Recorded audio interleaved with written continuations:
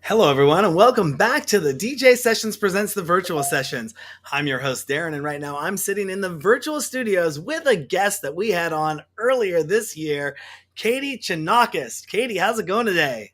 Excellent. Great to be here with you, Darren. Thank you so much for having me back. How are you? I'm doing great. Just had to flip on another light in the studio over here. You know how live shows go, I feel ya. anything goes. And, you're looking great today, and thank you so much for coming back on the series. Thank you. My pleasure. I'm in California. I'm so happy to be here. And yeah, I just would love Venice Beach. It's amazing. So, how are you doing? I'm great. I mean, since we last talked, I know we were doing a little pre-show stuff, but we have ramped up our outreach by 800%. Interviews are going great. We're getting ready to go to Amsterdam for the first time, and this weekend Yay. we fly to go to Gold Rush in Arizona, a 3-day festival down there, and already being asked to do plans for New Year's Eve in Arizona as well. And looks like I might be making a pit stop in Vegas to hang Looks out like we with you. might be in Vegas I'll be in together. Vegas next week as well. I mean, Yeah. just so much awesome stuff is happening. I feel that, stuff is really starting to kind of come back to what I would call normal in the States, and it's just been an awesome wave and a ride doing what we're doing. But I know we're not here to talk about the DJ sessions. We're here to talk about Katie and what she's been up to. And I know you are the one that is like, I've never seen somebody so passionate about NFTs, blockchain, Web3 as you are, and all the involvement that you do in that community. Can you give us a little insight on what your latest NFT projects are and what you've been up to? Yeah, first I would just like to say thank you so much for having me back and just to be a part of like the collective of DJs. It's like growing up, like admiring DJs, having the best DJs from around the world come and then, seeing what you've built and the people you have on your show and just like being a DJ and the culture and the vibe of sound and healing and music and the possibilities of art and entertainment and, through storytelling and movies. So just thank you so much to the whole crew for, DJ Sessions for having me on. I'm so grateful to be here and I'm excited for our conversation. Yeah. And again, those NFT projects that you've been working on, what have you been up to in the last 6 months? It's been 6 months, yeah, since we last Yeah. Oh yeah. So there's so much to tell you. Well, first and foremost, Searchlight NFTs. They're amazing. Love them. They're doing an exhibition at Art Balls coming up in December, and there's this theme of like science and technology, through sound and things of that nature. So I'm actually submitting a couple pieces of um, hypnotic energy in Full House, and they're encoded with healing frequencies, so phagio healing frequencies from a scientist that I work with at Subtle Energy Sciences. So Instagram, it's subtle underscore energy. And Eric Thompson's a scientist and he encoded healing frequencies in the music. So I'm going to be minting those as NFTs this week, which is very exciting. And for the exhibition that's going to be happening at Art Basel. So that's like on the music front. I made those in Ableton. And those are some new music NFTs I'll be sharing with a blockchain community shortly here. And you're also launching a new pilot project. I think you mentioned pilot was the word in there, and it's you're acting and producing in this with a producer. Tell us about that project and how that's going to work in the blockchain as well. Sure, sure. So I'm an actor. I'm so grateful to be acting. And now that I've, done everything this year that I could do, I'm just like, okay, what am I going to do for the fourth quarter? And I'm like, okay, so I have a new show coming out that maybe we could talk about, but how can I take blockchain community technology and with Web 2? So as an actor, in the film sector of the ecosystem, I'm producing and acting in a pilot. So it could be turned into a movie or it could be into a series. And it's going to be 2 to 5 minutes. I'm going to mint it on the blockchain. Braden Russell is my director. He's amazing. Um, and we're working with my friend Gregory Sipes, who's an amazing artist, and he has NFT network. So we're going to be putting it on the network. But what I'm going to do is I'm going to shoot, and we're going to have NFT music, NFT fashion, NFT artists, and it's going to be comedy, and it's going to go on the blockchain, and hopefully we're going to be premiering it at Art Basel this year.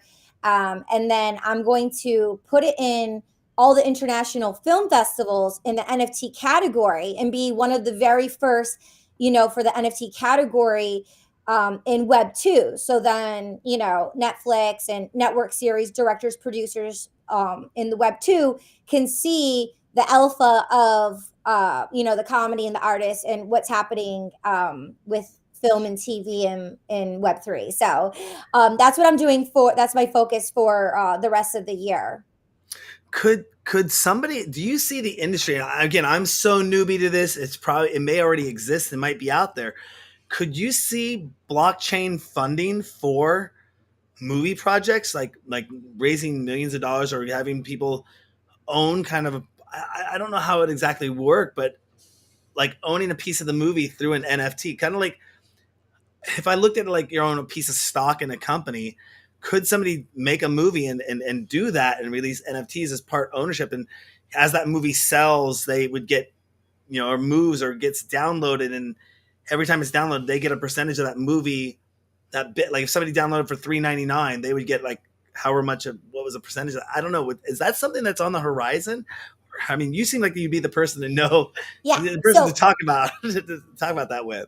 Yeah, so everything you just said is a yes, and it's the wild wild west. So yes, yes, yes, it's all being formulated, it's happening, people are already doing it. Julie Pacino, she's the very first person to raise funds fully for her project. So it's already happened. She Okay. was the very first person to do it. And there are projects who they have NFTs and they're building community, and there's different tiers, and they even have, Candida. They were talking about like NFT NYC at the Jordan Bain did the Film Titans, with Leo and DCP, Decentralized Pictures, and they were talking about like popcorn. And I was on the phone with some friends, and they're like, "Oh yeah, I'll send you some popcorn, so you can like give passes to your friends." I have my own movie theater in the metaverse that's being built right now from Near Protocol, which is amazing, with Near Hub. So I'm going to have my own movie theater, which is going to stream all of my projects, all of my film and TV projects in the movie theater. And I have a generative project with my friend TN, who's an amazing art director for Star Wars and The Matrix. He was a part of the Mandalorian NFT. And we have a project called Gems with a Z. And I have infinity passes for my friends, and it's going to give them infinity access to go to the movie theaters. And then we're going to curate monthly for different projects to be able to showcase and have their projects in the movie theater. So that's really, really neat. And then I released, since I spoke with you last, the very first actor headshot on the blockchain. So I see in the very near future, like right now, when a casting director or production studios are looking for an actor, it's like crazy of how they're submitting talent. But if everything's in a database on the blockchain community and everything's like organized in a system of looking for directors and producers, everything could be more ethical and organized, with the stats of what people are looking for projects, instead of like scouring the universe to try to find this amazing talent, right? So I think when you see the movie credits and TV credits, it takes a village, right? So my theology is first actor headshot on the blockchain. So when I have a project, you could put all the actors, and then you can put the sound, the lighting, the music, the tech, the crew, the producers, and you can see who are a part of the project. And then people can choose to, kind of like a fractionalized Bitcoin, you can choose whatever cryptocurrency it's on. You can choose to support the actor or the DP, or I like the cinematographer, right? And you can choose to support the artist and purchase that NFT to support the project and be a healthy communicator and share it on socials and stuff. So yes, 1000%. I see everything you said and more. Yeah. Well, I need to either talk offline with you about this, or I'm going to give somebody a multi-billion-dollar idea right now. Why couldn't that be done with DJs and producers? Yeah, I mean, people, the music sector of the I mean, ecosystem. I can introduce you to so many people in music and what they're doing.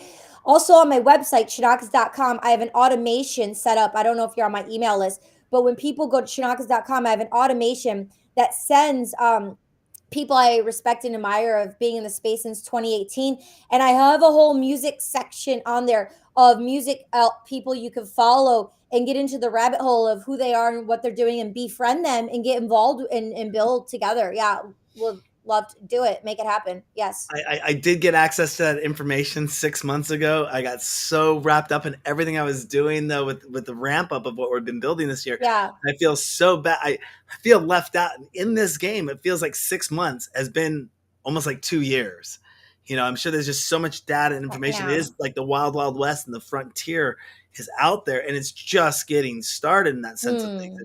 Hmm. And, it's awesome, that you're so dived into this. I was asked recently to be part of an event next year in the UK called Decentralize, and it's a big artist event. I can't give away some of the details that they were telling me, but they're looking at having some big name artists. It's Web3 players only, and it's at this beautiful, beautiful.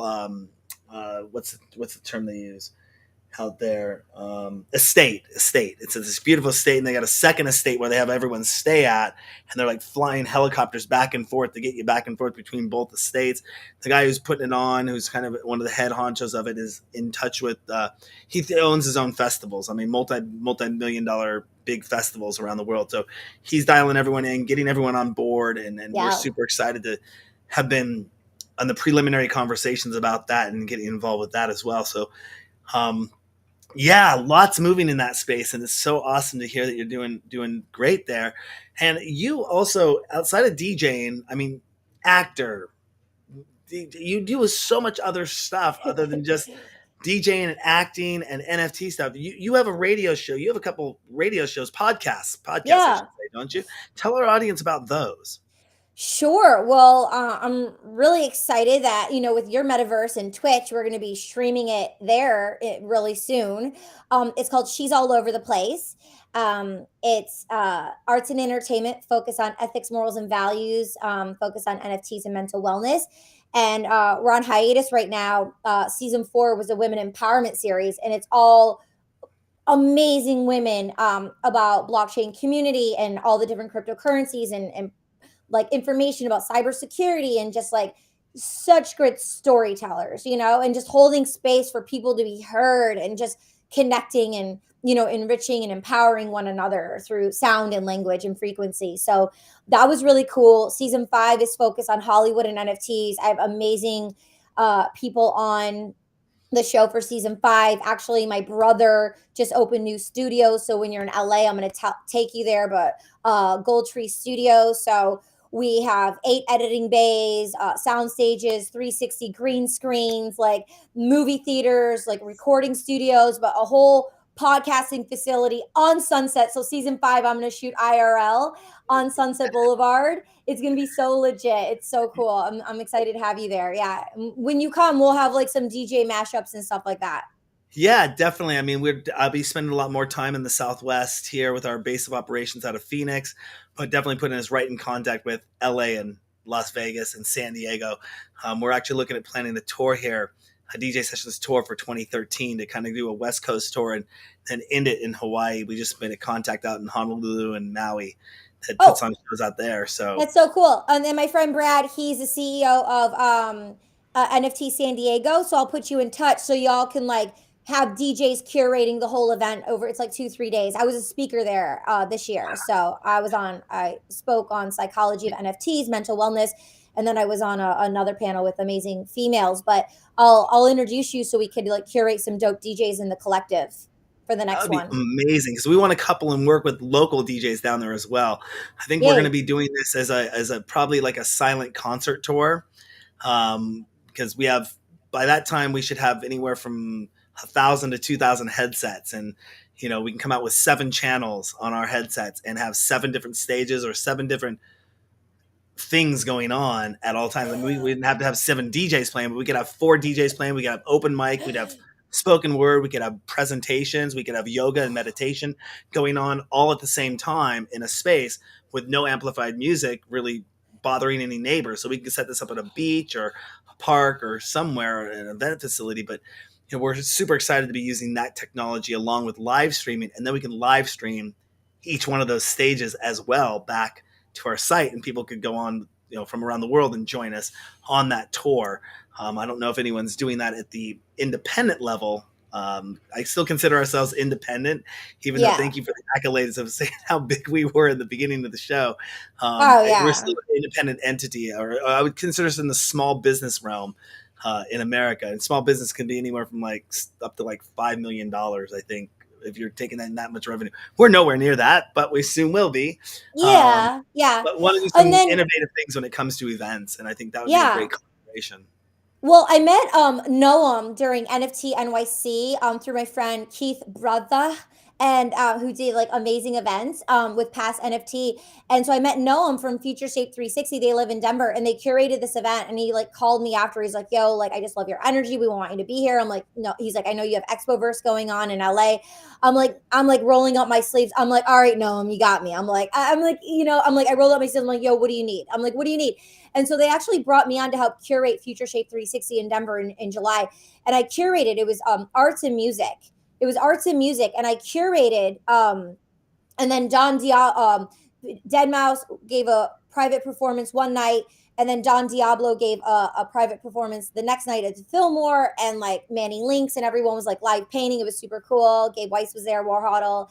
And I had a vision to bring mental wellness. So our girl Nama, she's from Israel. We had her come in and curated 2 out of the 4 days for her to do lead meditations at the Four Seasons. It was an inclusive Web3 weekend with arts and music. So I thought of her immediately when you said meditation. So we can bring her on to curate some meditations. That would be awesome. Yeah, I think that was one of the things we over the in 2020 when we started doing our events.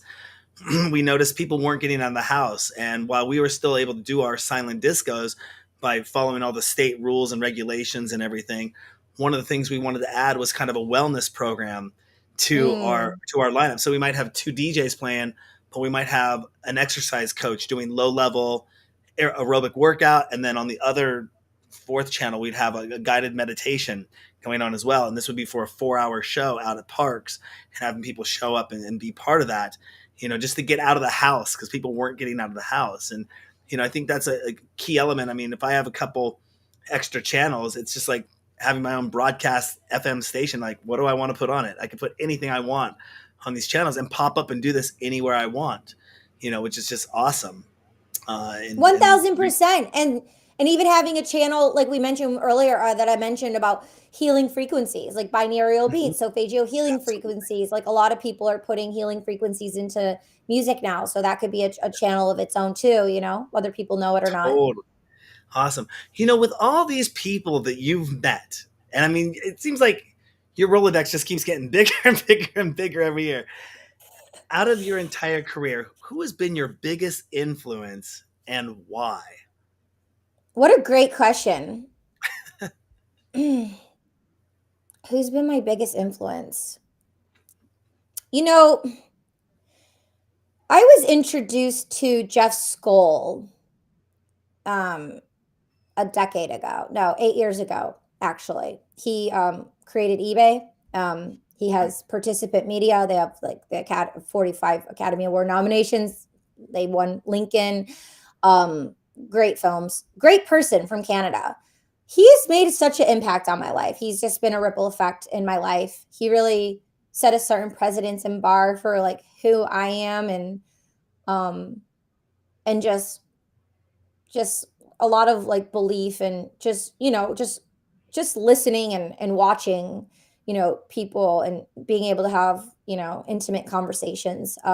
It that really made an impact on my life. So Jeff Skoll is amazing. He's an amazing person. And you've made a lot of friends in the EDM world, or made a lot of contacts in the electronic music world. Would Yeah. you say, and in the NFT world, I should say as well, would you say most are they friends, or are they business contacts that have turned into friendships? What if you could say a percentage of, like, if there was 100 people you knew in the NFT world, what percentage of that are business contacts versus friends, it or do they eventually become friends? No, for me, from like an artist perspective, it's friends first. It's friends, and then we could collaborate. And some it's like friends, and I just plant seeds, and I have a foresight to grow together. These are the people I want to be with. These are the people I want to be with long term, right? A vibe. Then I have my BVAs who like straight will do like a cold call. Those are more business contacts who want me to be an advisor, or they want to sponsor my podcast, or they want to fund something I'm doing as a creator, and they want to fund my friends, you know? Mhm. And so I have a biz dev who and a manager who brings those opportunities to me. But I laid sow seeds from like a ground level of friendship first. And I had to bring on biz dev and managers and stuff for them to like. I have a team in Web 2 of 18 people who get me acting auditions, voiceover auditions, things of that nature. Now in Web3, I've had to bring on a team so they can bring business opportunities. Because yes, I know people that can do it. It's just so uncomfortable. Like, like I want to be the creative and the visionary. I don't want to talk numbers. I don't care to talk numbers. But I have a brother who's the math person and he's the number person. So I can just send him to my brother, which is cool. Because now he's not only a independent filmmaker, he's an artist creating content, but they have a full film financing company, and then post production studio facilities because of Hollywood and the broken system, and just the in between. He created it for the artists, for the creators, but he is an artist at heart. Um, and then he has his business partner, so that's Gold Tree Studios. But now I can take Web3 people, friendships, more so business people in blockchain Web3 to him to Web 2 to do Web 2 or Web 3, which is great. I just can introduce them. I do have a documentary I'm supposed to pitch. I had the synopsis for it, but anyways, um, But hey, you sow a seed, you create a sizzle reel for yeah, it. yeah. Yeah, I mean, it's basically the documentary of the DJ sessions, the history of the DJ sessions, and all cool. that fun stuff. I was talking with a friend of mine who I was going to bring up. You mentioned the numbers, and that hit a chord with me. That one of my longtime friends who I got in the business of all this with was he would always say, Darren, I do everything here, but when it comes to the numbers and contracts, that's where I bring you in because I love the numbers and I love the contract and then like putting all that together and making sure all the dots are T'd and the I's are crossed. And I know I said that wrong, but you know how it goes. You want to make sure It's everything's okay. on the board. I said it wrong on purpose, but and the numbers can kind of overwhelm people. And I was just talking about that with my girlfriend last night that I'll come and I'll talk in the 6, 7, 8 figures, and some people just look at me like I've never even contemplated that kind of money in my life or something like that, or putting all that together and how much it costs to actually do all this when you put it down on paper. And they're like you mentioned earlier, it takes a village, and all these people have to get paid. And you can quickly see, I was explaining to her how a basic podcast series could really easily run in the mid 6 figures if you were doing it right, to pay yourself, to pay your talent, pay your crew,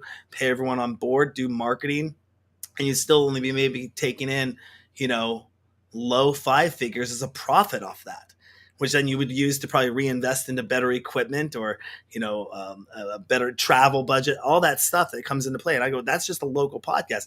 Imagine trying to produce a broadcast television show where you're looking for 16 million a quarter to launch to 8 to 12 network stations on the West Coast. And, Hmm. that just people like, whoa, what are you talking about? You're trying to raise $60 million for $80 Yeah, million for a broadcast television show? I'm like, yes, yeah, and yeah. that can intimidate people sometimes. Yeah, I mean, I just did 3 days ago. I did my budget for the pilot, the comedy pilot that I'm doing. I did the budget just so I can give it to my biz dev. They can see here's the budget, and then factor in the randomness of it, but to give for the people who are funding it. It's not that I can't do it. It's not like I don't listen. Like I grew up with a bunch of attorneys, like the finest in the world. So I'm very educated, and growing up, you know, um, around Greek mythology, like, I mean, one of my favorite all time books is The Republic by Plato, Just and Unjust, right? And that's the universal law of truth. And it's just data and facts and numbers. And so it's not like I don't understand it in the space of the world and in the space of Hollywood, being in entertainment when you're an artist. And in blockchain, I've been in some spaces and it's like people are so uneducated. And there's, it's like you need to know basic facts. You need to know basic law. Yeah, formalize do contracts, but like by putting something in a text or an email, it's like that proves in a court of law that this was stated. You can use it for your case. Like people don't even know simple things like that, So, I utilize my voice where I have a friend who is an attorney and he pivoted into blockchain in 2017 and he's on my team. And I mean, I have a team of attorneys who look at all my deals, who look at everything that are just my, homies and friends growing up since I was a kid. But I actually have, in Web3 and in entertainment as an artist, like you need an attorney on your team, like looking at everything. You need that baseline. That's the baseline.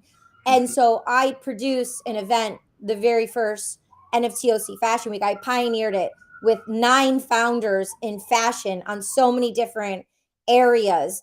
And I had my attorney come and he was there and he gave just simple facts and people were yearning and wanting to know this information. It's so important to have a lawyer and be educated. And if you don't know everything, which we don't, we're learning and growing together. And it's just because I'm not talking about it in the room, I'm like, here, just send it to my brother. It doesn't mean I don't listen to understand that I don't know it, right? It's important for me to know it, period. And it's important for me to have that element on my team. And I, support and encourage other people to befriend people like that too. If you don't have it, get one, like befriend people and seek for it until you receive it. Like we need to have a team. I think that was one of the things that I saw in 2020 when my phone was ringing off the hook, when everyone jumped online and they didn't understand copyright law and the DMCA and why they were being struck down on Facebook or YouTube or even Twitch getting red flags. And I'm like, first of all, did you read the terms and conditions? That's going to be your first standpoint. Second of all, do you understand how copyright law works? And you'd hear the argument saying, well, Twitch is making so much money, or Facebook makes so much money, or YouTube makes so much money. Why don't they pay for the licenses? Or I bought this song off iTunes, and I go, that doesn't give you the rights to play it or perform it. And I kind of just like got a little burnt out on having those discussions with people. I started posting information like, here's Yeah. the DMCA, here's the rules. Don't do this. This will get you in trouble or can get you in trouble. I don't know if you remember the videos or the commercials from a long time ago when they tried to, when Napster was out and about and they tried to make the poster child of certain people, and they went and busted like this 15-year-old kid, and they busted like 10 or 17 people or something like that to make poster child of them, saying, see, you can go to jail, you can be fined for doing all this. And I never knew what happened to those people, but it was like some campaign that they wanted to do just to scare people. But but we have laws and we have rules of why things exist, so it Yeah. protects the little person as well as the bigger company, you know Mhm. Mhm, mhm. as I archaic as they possibly are, though. Yeah, personally for Web 2, I go through Discord. So, not Discord, sorry. Oh god. DistroKid. So, they vet out all that for you, which is cool. They Hmm. they handle some of those licensing agreements, which is Hmm. takes the pressure off of the talent, which is really neat to know. Absolutely. Did you what medium? I mean, because you do a lot. You're an actor, you're a DJ, you're a producer. What medium did you first get started and gravitate to, and then what did that lead into? Was it music first, or was it acting first, or art first, or what kind of led you on this pathway? Because Sure. In it's a like when, nutshell, yeah. yeah, it's like when Yeah. my crew comes to me, people think I'm spread all over the place. I'm doing multiple things, but really, it's a in my mind, it's a collective, and it makes sense to me. Mhm, mhm. So Just I'll take you on the journey. yeah, So I'm please just do. gonna take you through just brush strokes that leads to what you're talking. So it's like the Yeah. core. So it's my culture, language, being Greek, growing around up around the poets and language. I became a poet. I became a spoken word poet through my sound, tone, vibration, sound, lyricist, poetry, growing up listening to oldies, the harmonies. in music, growing up with EDM, understanding transitions and vibes and culture and listening, right? To be a great actor, it's not just, it's the other side when you're on camera and then you go blank because you're thinking about your next line. So the other part is listening. So listening through sound, growing up as a kid, going, around the DJ culture with the DJs. I didn't start making music till later. My life took me on a journey where I was acting, comedy, drama, TV, film, network. Then I got the opportunity to go on tour with 50 Cent and G Unit all around Europe and South Africa. And they invited me to New Zealand and Australia, but I booked a movie with Mila Jovovich and Steve Zahn with the director David Toohey. So I went to Puerto Rico and I didn't go on that leg of the tour with 50 and G Unit. But yeah, after I like established myself as a known, crafted, seasoned actor, I then went on tour doing music, and then I was still acting, and then I was doing all the classes and comedy and drama and stand up and all those things you can think about. And then I was circling around and just had this love for music and DJing. And then this I created the Sophisticated Psychos with Nikki Scorpio, and he told me about this DJ music program in 2016. And I'm like, I want to go for a year and to make a commitment because I love making commitments.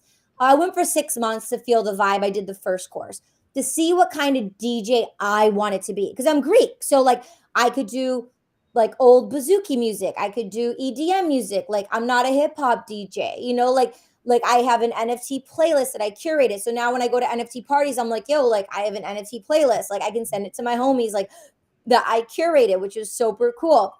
I was at an NFT merge event and the dude's like, yo, do you have like he had to go to the bathroom. Do you have your flash drive? And I didn't. So I couldn't DJ, but I knew someone who did. So I'm like, yo, do you like have a flash drive? And they're like, yeah. And they ended up DJing. But the thing is, it's all a collective, but the through line is through listening and through sound and through melodies and Motown music, and then the culture of DJs and EDM growing up, Berlin and, Detroit, they're the twin towers of music, like, techno. So that's where I originate and stem from. And then I went as a crafted, seasoned actor and then travel the world and then had then travel the world doing music, opening up for 50 and Junit. So every moment has its season, so there's like a fine Mhm. rotation, and then pivoting everything into the blockchain where I take the beats I make and I take like poetry that I write and spoken word that I write, and I put them into NFTs and I couple it with my paintings, my art. But now it's like, okay, now that I've done all that, like, let's look long term. So voiceovers with NFTs, me doing animation series. Like, I mean, I'm auditioning like every single week for series. And, that's great, like, passive income and to be sustainable for a family long term, being on a scripted union SAG after a series for animation, working from home, working from everywhere around the world. And then me as an actor with my, like you said, my contacts and everything, like for me, just like I can produce something in 24 hours. I got everyone onboarded already for music, for fashion, for artists, the director, the location, everything, funding, blah blah blah, for this vision that I have. And then me acting in this, and for Web3 minting it on the blockchain, but then having it go in Web2 as well. So it's like, how do you balance and have the through line for longevity? And by being a pioneer and taking action, I can then share with others how I'm doing what I do by pioneering, actually doing it, not just telling people about it, but showing them how to do it, right? With applied action. And that's why I have the podcast, so people can learn and grow from it. You remind me of myself. If I could take myself and tell somebody that exact, like, how it all started, how I got into it, and people, wow, we now you can see the pattern of how you built this all up. And I mean, the context, the experiences, everything that has led today, it's setting you up. I think you mentioned this and said this pre-show. It's all been a culmination of preparing for now, for what's moving forward. and you just have a very awesome arsenal, how we call it, or at your fingertips. You're able to do and make stuff happen now and be a pioneer or a forefront or a person that's going to be standing out at the head of everything when this goes down. When it comes to DJing, do you prefer like large scale events, or do you prefer more intimate scale events, more smaller clubs? What is your take on that? Not clubs. I'm not like a club girl. I've never have. I like well, I like money, so corporate events are good. But I see myself more like, like a Bali vibe, like a yoga event, Okay. Web3 community event, more like daytime curate, not me DJing the whole time. Like the way that I make music, it already sounds like I can just play a playlist of music I made. It already sound because it's experimental. It already sounds like it already transitions and mixed in. Hmm. So it's not fun for me to like, I don't want to say it's not fun for me to DJ live, but I like to just like I rather like be part of a curation and like have DJs come. But like the music I make when I'm DJing, it's already made for like you've already mixed it. Like the Hmm. way my music sounds. Like, you know what I mean? So I mean, yeah, you can do stuff, but I found through being a DJ, it's more intimate for me to do it at home and then play it and then be there with the vibe of the people, not Hmm. actually like all eyes on me like DJing. How I many? I yeah, Oh, go sorry. ahead. Go ahead. No, no, go ahead. Go ahead. I do kind of have social anxiety. Even though I'm so open in public, I am very private and quiet. You wouldn't think so, but so if I'm like that, like I don't need to be the center of attention on a deck doing it live. Um, I more want to be like enjoying the vibe of it, but like my music being played, that's already Mhm. like pre-mixed. How many songs do you produce in a given month, and how many actually end up making it into one of your mixes? Do you use everything that you produce, or do you sometimes put something on the table and say, I'm going to scrap that and that doesn't fit, and come back to the drawing board? How many tracks do you actually make a month? Yeah, I mean, a month, how about per day? So I'll get neurotic. I'll do like 5 in a row. That's what I'll be like in a flow state, like on the train Yeah. in New York. Well, pre-pandemic, I was on the train in New York, or if I'm feeling like really like high after an audition or low after an audition, or something happens, like I've had a day, I'll just like go to Ableton and I'll make a beat. So I kind of sometimes will do like 3 to 5 in a row, and I'll just record it. Like I won't do a pre anything. I'll go look at the tempo, I'll see the vibe of I'll buy a pack if I want to like buy a pack, or I'll use what I have.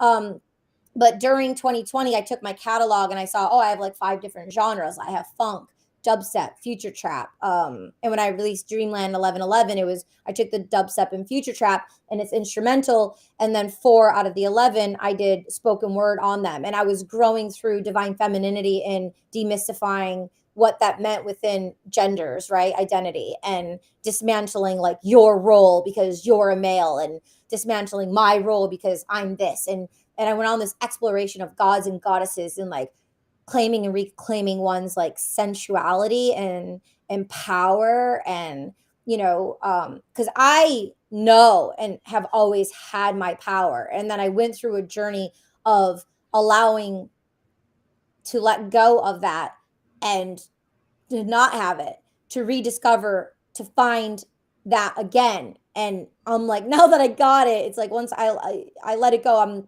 not gonna ever. I had courage to let it go, but I'm never losing again. But I found through my journey of with people that some of them never remember their light. Some of them never remember how powerful they are.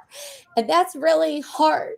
And so that's why I like really utilize my voice in ways and remember like to share that with people. So the Dreamland 11 was like claiming and or reclaiming one's power, because some people got burnt out really young, right? By society, by abuse, by trauma, by the news, by whatever their circumstances were. Like, Mhm. it's a privilege to know, and it's also a journey of our own. We all have unique paths. So there's, I don't want to say one's better than the other, but I'm just can speak from my experiences. So if we can heal people through music and through sound, you know, it's a beautiful feeling. So That was the vibe for the dubstep and future trap. And now I did one called Singularity that I want to put out soon. And I'll just incorporate it with my acting, and have the beats in there, in the series that I do. And yeah, and I love doing it. So yeah, yeah. That's awesome. It's again, you mentioned a few times, and I may have already answered this in the sense of it. With all this going on, what measures do you take to actively promote yourself, your releases, and your career? Is Mm. solid PR an important asset for you to have to make this happen? Yeah, honestly, I'm a human and I'm an artist, and I know marketing's so important, and I didn't. And there's a lot of, factors that go into it, but um I self-promoted and had my assistants promote when I had Dreamland 1111 come out last November. Um and I've gotten involved with like Searchlight, and then they'll promote certain things. And I don't like doing that part. Like, I know what to do and what needs to be done, but I personally don't like doing it. So I know it's an important relationship to have with oneself. So it's a development thing that I've grown with, and I've vocalized with other artists, because who have issues with that as well. It's an important thing, and it's nice when you have a collective of people, so you don't feel like all eyes on me, like you're doing it all by yourself. But it is important. People do it nonstop, like especially in the music NFT space, like big time. I'm not very good at promoting I'm great at promoting other people. I'm not the best at promoting myself, and I don't have fun doing it, actually. Like, I don't want to. I don't like the feeling, and I don't have to, and I don't like to. And that's fine, and that's totally fine, and it is what it is. So it's a journey of finding out how that can be done. um but yeah, I haven't been the biggest advocate of promoting my own music. Yeah, Mhm. No, successfully anyway. like you said, it takes a village, and it wasn't until mid 2020, I brought on my first virtual assistant because this is my baby, and it's like, who I'm going to put this in somebody else's hands, and they're going to be communicating on behalf of me or my brand. And there was some hiccups along the way, and like, oh, don't say that in an email, or take this in an email. I guided them through and finally let the reins go, and now I've got a team of 3 people on board that help out, that are dispersed all over the world, Thailand, New York, London, and going to ADE, and up meeting you in LA. And it's that network that you're really building on a scale that, if I wanted to take it as an international goal, I couldn't just be focusing on people that are living in Seattle. It just wasn't gonna make that happen. You had to Mm. reach out to other people with their contacts and their Rolodex, and trust them and pay them. Yeah, you know, yeah, pay them for sure. Like, we're pay not them. 15. Everyone needs to be Yeah, paid. Like, there's no exactly. doing work for free. Like, no one's doing work for free. Everyone's getting paid, period. I do have Mhm. a collective actually in London that you'd really vibe with. So we were supposed Okay. to collaborate and do some stuff, and they're huge in the festival scenes, music, blah blah blah. But Yeah. you, like you said, you need a village and a team. So I know we're gonna create and do things together, and it's just more fun that way. It's like, as a cross country runner, like what you do as an individual affects the whole. Like, it's a team sport. Yeah. So like you said, with like my network and all those things, and us collaborating and doing it, things that way, it's more fun. But I'll connect you with the team in London too, so That'd be we great. can all do it. So I can keep creating and doing what I'm doing, but then they can deal with the promotion Mhm. aspect of it.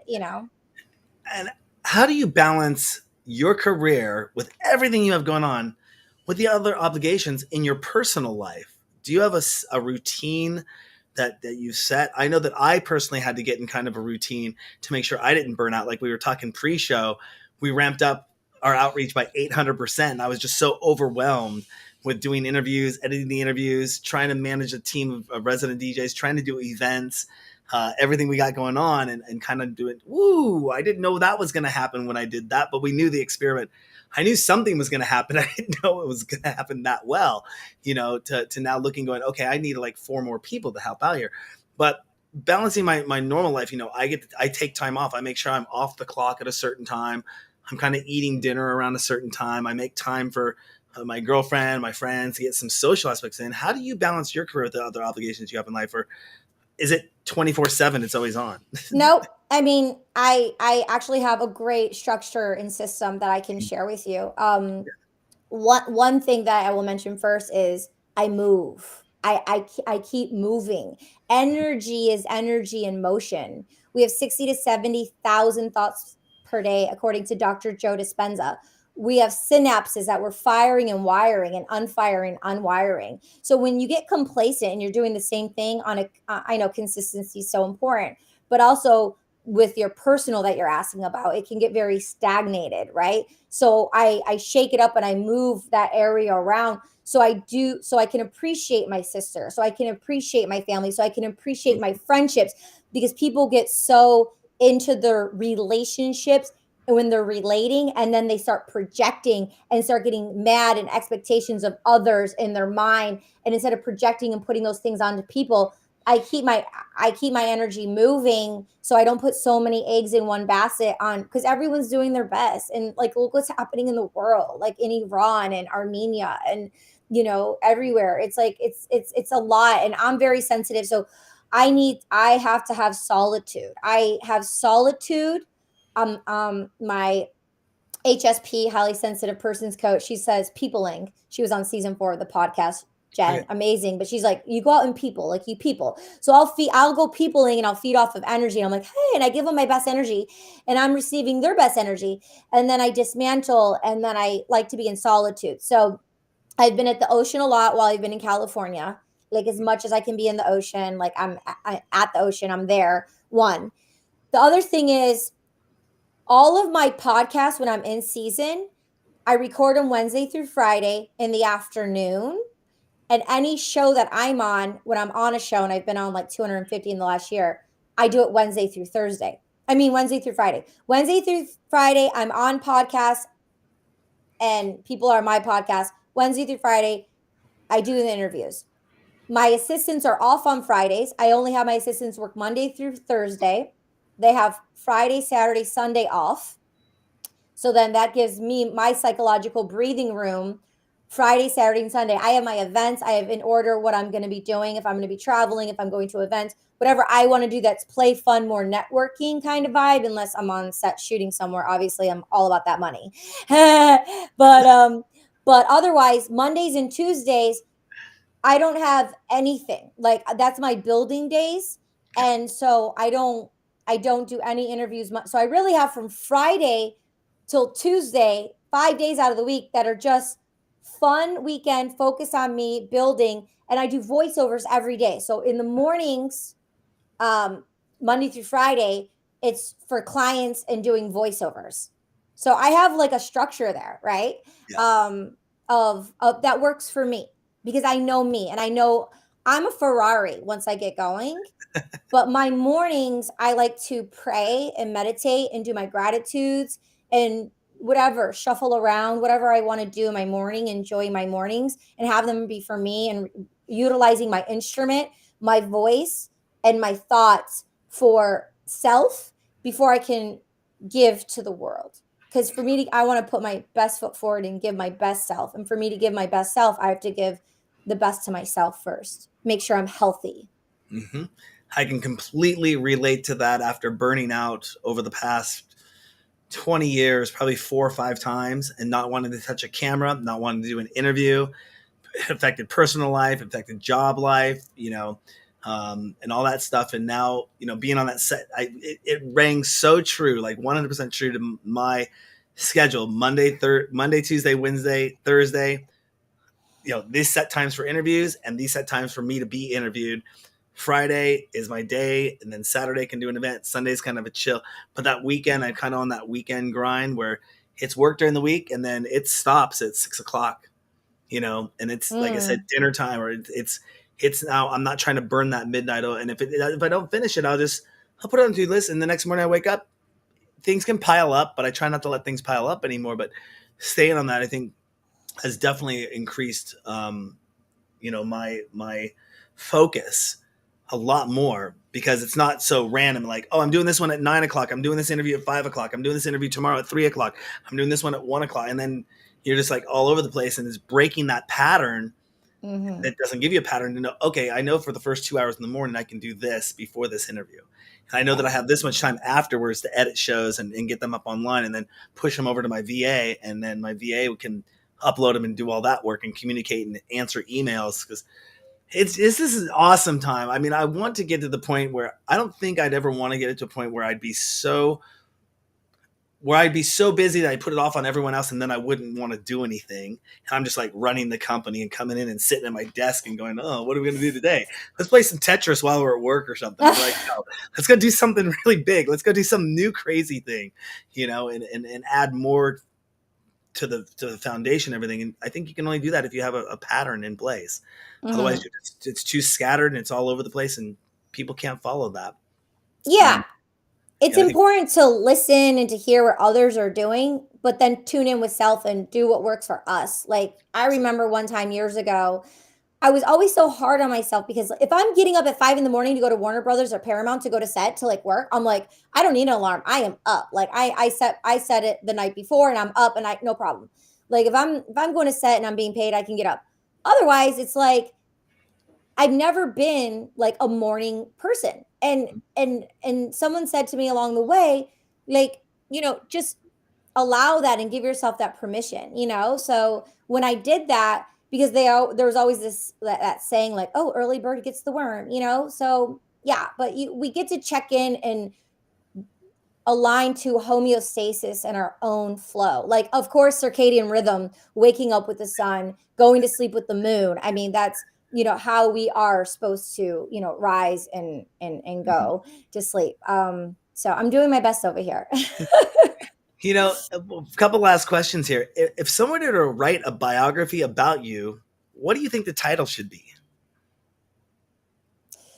Lately, the thing that keeps popping up is Renaissance. So something with Renaissance. Like ever since I was a kid, everyone's like, "Oh, you're an old soul. You're an old soul." And then everyone was always saying like, "Oh, you're a Renaissance woman. You're a Renaissance woman." I'm like, "What does that mean? What does that mean?" And now we're like living in this Renaissance era, and like it keeps popping up in some of the podcast titles when I'm like on shows internationally with people. So um, that's just something that like a word that popped up. It wasn't really a title. It was just like a word.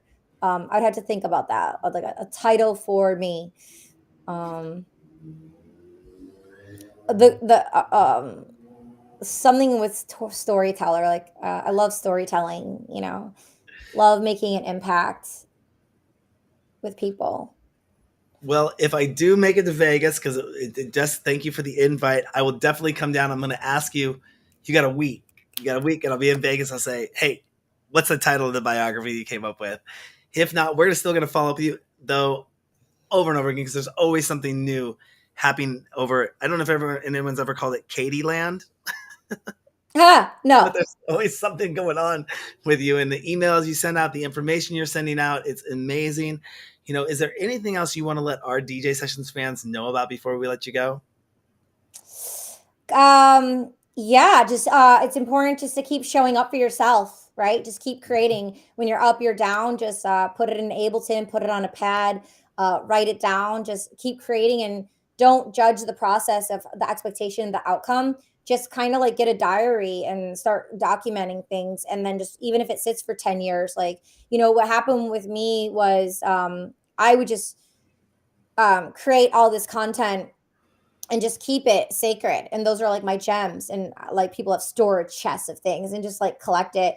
Then I went through a process with someone else, and I actually like threw a lot of things away. And and deep down, I kind of wish I didn't. So don't keep it. Keep it and just keep it. And then I also stopped along the way. Getting all the content, I stopped capturing it as much as I could. And so I guess we all need breaks, but now I'm actively collecting the content again, not for now, for what could be. And that hope and those possibilities and those curations, we don't know what they are. So even if it's for your grandchildren, but I knew it since I was a kid, and then someone came along the way and I got a script and I kind of dismantled and threw some things away. And you can't live in regret. It is what it is. But those moments are mine, and don't let anyone tell you like what your moments are for you and what's special for you. So listen to self and be aware of the scripts in our minds. Awesome. Great advice. Where can people find out more information and where to follow you and everything you have going on? Where's the best place to go? Well, if you're on a podcast platform, go to She's All Over the Place podcasts, and would love to see you there. Follow, subscribe. Otherwise, I'm on all social media platforms. So my last name is Chonacas. You can find me there, chonacas.com. There you go. And it has all the links to all my social medias. Awesome. Katie, thank you so much for coming on the show again.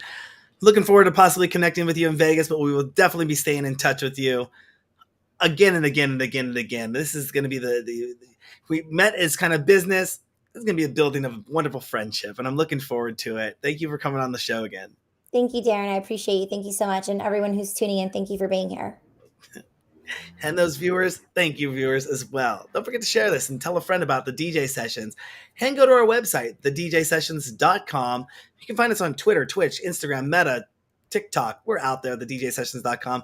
Over 600 news stories published to our site, live interviews, contests, exclusive mixes, and more. Find us on Roku, Amazon Fire, Google Play, and soon to be Apple TV. We got our VR metaverse nightclubs in Altspace and our mobile app. You can find out all of that and more at thedjsessions.com. That's Katie, Chuck, and oh my gosh, I totally had it ready. Katie coming in from LA. Chonacas. Chonacas. I know I have it right in front of me, and I'm like looking at it and I'm like, wow. This is why I love just say live it's Greek shows. to me. Just say it's Greek to me. Greek to me. It really is. It's Greek. Yeah. Coming in from LA for the DJ Sessions presents the virtual sessions. And remember, on the DJ Sessions, the music never stops.